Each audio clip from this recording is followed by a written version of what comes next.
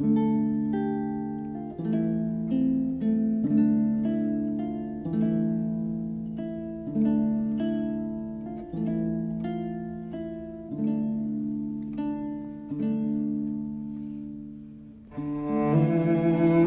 se souvint de Noé, de toutes les bêtes sauvages et de tous les bestiaux qui étaient avec lui dans l'arche.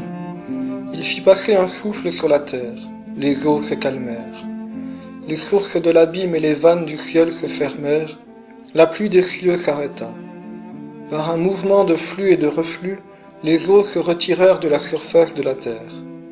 Au bout de 150 jours, les eaux avaient baissé, et le 17e jour du 7e mois, l'arche se posa sur les monts d'Ararat. Les eaux continuèrent à baisser jusqu'au 10e mois. Le premier jour du 10e mois, les sommets des montagnes apparurent. Au bout de 40 jours, Noé ouvrit la fenêtre de l'arche qu'il avait construite, et il lâcha le corbeau. Celui-ci fit des allers et retours, jusqu'à ce que les eaux se soient retirées, laissant la terre à sec. Noé lâcha aussi la colombe pour voir si les eaux avaient baissé à la surface du sol.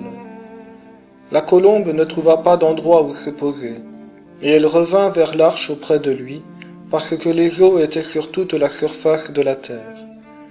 Noé tendit la main, prit la colombe et la fit rentrer auprès de lui dans l'arche. Il attendit encore 7 jours, et lâcha de nouveau la colombe hors de l'arche. Vers le soir, la colombe revint, et voici qu'il y avait dans son bec un rameau d'olivier tout frais. Noé comprit ainsi que les eaux avaient baissé sur la terre.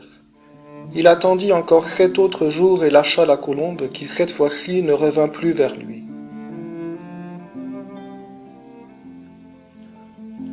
C'est en l'an 601 de la vie de Noé, au premier mois, le premier jour du mois, que les eaux s'étaient retirées, laissant la terre à sec. Noé enleva le toit de l'arche et regarda. Et voici que la surface du sol était sèche. Au 2e mois, le 27e jour du mois, la terre était sèche.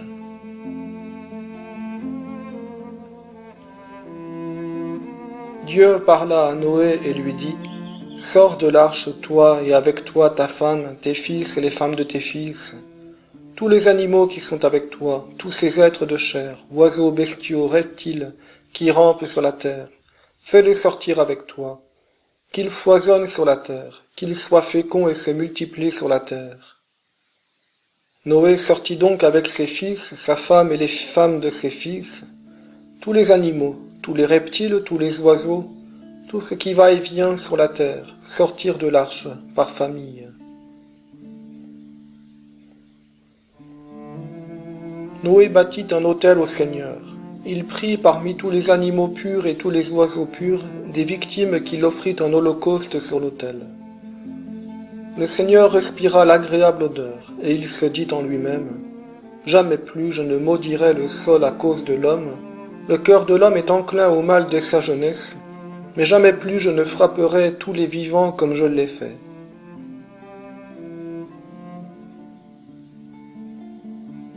Tant que la terre durera, semailles et moissons, froidure et chaleur, été et hiver, jour et nuit, jamais ne cesseront.